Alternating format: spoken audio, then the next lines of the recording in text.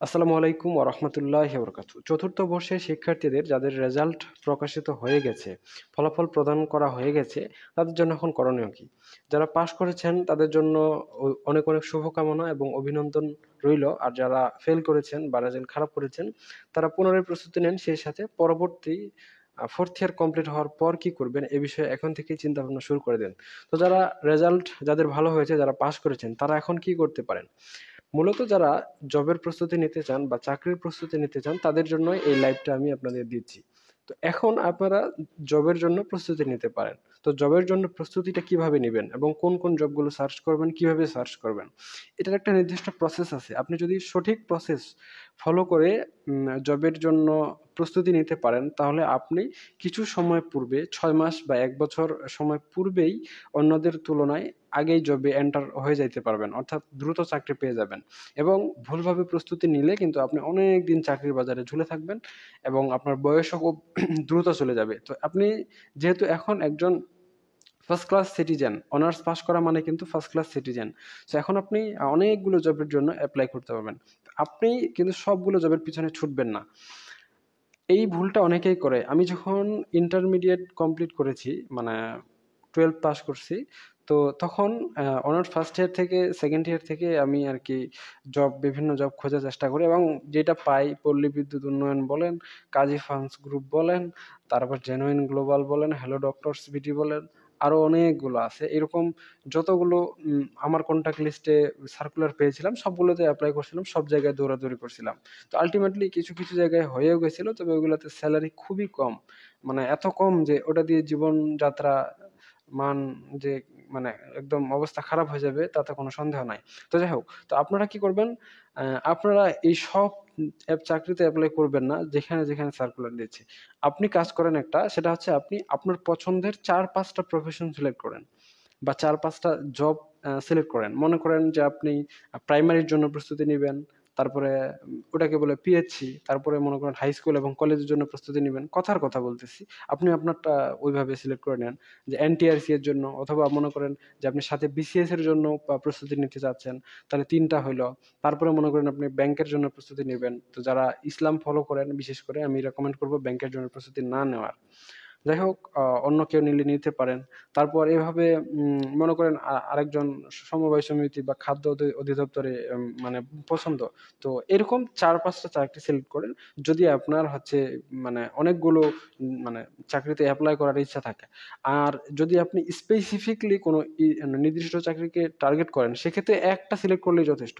মনে করেন আপনি বিসিএস দিবেন, তাহলে খালি বিসিএস এর জন্য প্রস্তুতি নেন, ভালো করে পড়েন। ২-১ বছর ৩ বছর পর আপনি ক্যাডার হয়ে যাবেন। মনে করেন আপনি যে শুধু প্রাইমারি চাকরির জন্য প্রস্তুতি নিবেন। শুধু প্রাইমারির জন্য ভালো করে লেগে প্রিপারেশন নেন আদা জল খেয়ে। ২-১ বছর পর আপনার চাকরি হয়ে যাবে, আপনি ঢুকে যাবেন। প্রাইমারি মাস্টার হয়ে যাবেন। শুধু এনটিআরসি এর জন্য প্রস্তুতি নেন, আপনি হয়ে যাবেন। যদি এভাবে মানে কঠোর পরিশ্রম করে একটার পিছনে সুন্দর করে গুছিয়ে প্রস্তুতি নিতে পারেন, তাহলে একটাই আপনার হয়ে যাবে।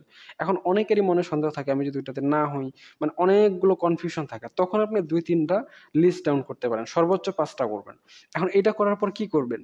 বা এটা করতে, করতে কি করবেন? দেখেন, আপনাকে আমি চ জবের জন্য আবেদন করতে বলছি, তার মানে এই না যে আপনি খালি সার্চ করে গেলেন, আপনি এমনিতে প্রস্তুতি দিবেন না। দেখেন, আপনি যেই প্রস্তুতি নেন, ভালো চাকরির ক্ষেত্রে ফার্স্ট ক্লাস, সেকেন্ড ক্লাস এই ২ ক্যাটেগরির চাকরির ক্ষেত্রে আপনি যেকোনো চাকরিতে যান না কেন, আপনার ৩ টা জিনিস অবশ্যই লাগবে এবং এই ৩ টা জিনিস যেকোনো চাকরির ক্ষেত্রে সেম টু সেম। একদম পুরোটাই কপি পেস্ট। এখানে কোনো পরিবর্তন নাই। এই ৩ টা জিনিস কি? ১ নাম্বার, আপনাকে ম্যাথ বেসিক ক্লিয়ার করতে হবে।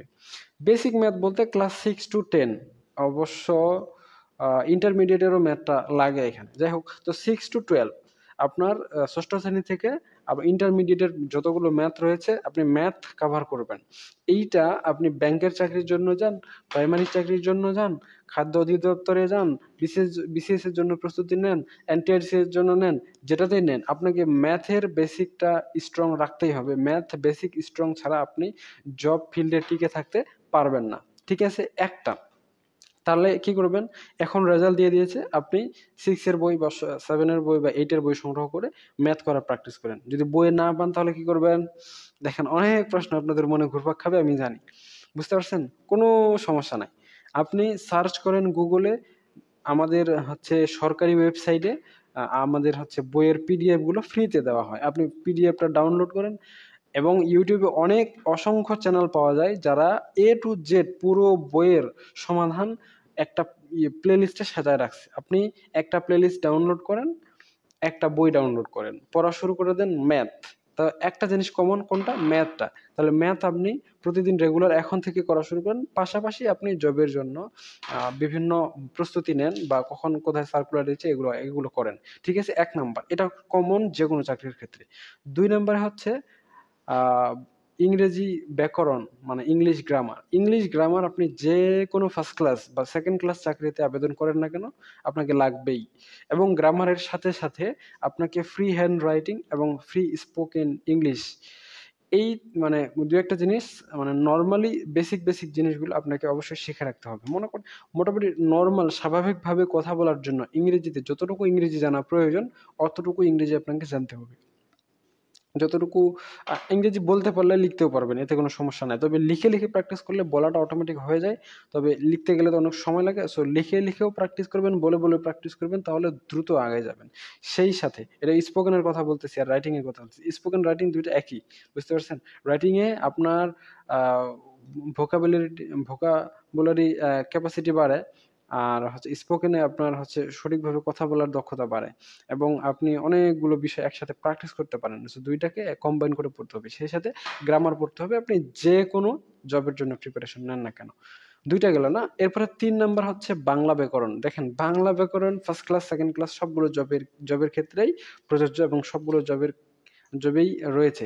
সো আপনাকে অবশ্যই অবশ্যই বাংলা ব্যাকরণের জন্য প্রস্তুতি নিতে হবে। এখন থেকে আপনারা যারা ভিডিওটা দেখছেন এই ৩টা সাবজেক্টের ৩টা বিষয়ের প্রস্তুতি এখন থেকে নেওয়া শুরু করেন। কারণ আপনি আজকে থেকে দিনে ৬ ঘন্টা ম্যাথ করা শুরু করলেও ১ ঘন্টায় সরি ১ মাসে আপনি ম্যাথে বেসিক দুর্বলতা কাটাতে পারবেন না। কারণ ম্যাথে বেসিক দুর্বলতা কাটানোর জন্য মিনিমাম ৩ মাস সময় লাগে।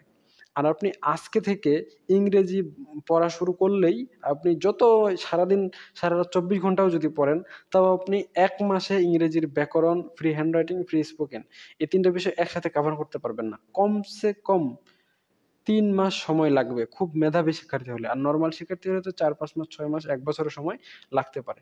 আপনি যতই ভালো করে পড়েন না কেন বাংলা ব্যাকরণে আপনি ১ মাসে কোনোভাবেই দুর্বলতা কাটায় উঠতে পারবেন না। এইগুলোতে দুর্বলতা কাটায় ওঠানোর জন্য আপনাকে মিনিমাম ৩ টা সাবজেক্ট একসাথে দুর্বলতা কাটায় ওঠানোর জন্য মিনিমাম ৬ মাস সময় লাগবে বা ৯ মাস সময় লাগবে। সো এই ৬ মাস বা ৯ মাস আপনাকে এইগুলো রেগুলার প্র্যাকটিস করতে হবে। এগুলো রেগুলার প্র্যাকটিস করার কোনো বিকল্প নাই। সেই সাথে অন্য যে সাবজেক্টগুলো রয়েছে, যেগুলো মুখস্থ করা, যেমন বিজ্ঞান, এটা আপনি ১ মাসে পড়ে শেষ করে দিতে পারবেন। আন্তর্জাতিক বিষয়াবলী, বাংলাদেশ বিষয়াবলী যেগুলো রয়েছে, সাধারণ জ্ঞান, হ্যাঁ? এইগুলো হচ্ছে সহজ বিষয়।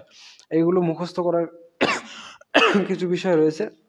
এগুলোর আপনার তেমন বাধা সৃষ্টি করবে না। কিন্তু আপনি যদি ম্যাথ ভালো না পারেন, আপনি যদি ইংরেজিতে ভালো না হন, আপনি যদি বাংলা ব্যাকরণে ভালো না হন, আল্টিমেটলি এই ৩ টা বিষয়ে যারা ভালো করে তারাই কিন্তু চাকরির ফিল্ডে অনেক এগিয়ে থাকে। সো আপনাকে ৩ টা বিষয় অবশ্যই গুছিয়ে প্রস্তুতি নিতে হবে। তো ঠিক আছে, আপনাদের অনেক ইনস্ট্রাকশন দিলাম। আপনাদের যদি অন্য কোনো বিষয় জানার প্রয়োজন হয় তাহলে অবশ্যই কমেন্ট সেকশনে জানাতে পারেন। আজকে পর্যন্ত সকলে সুস্থ থাকুন, ভালো থাকুন আর আমাদের সাথেই থাকুন। দেখা হচ্ছে আপনাদের সাথে নেক্সট পর্বে।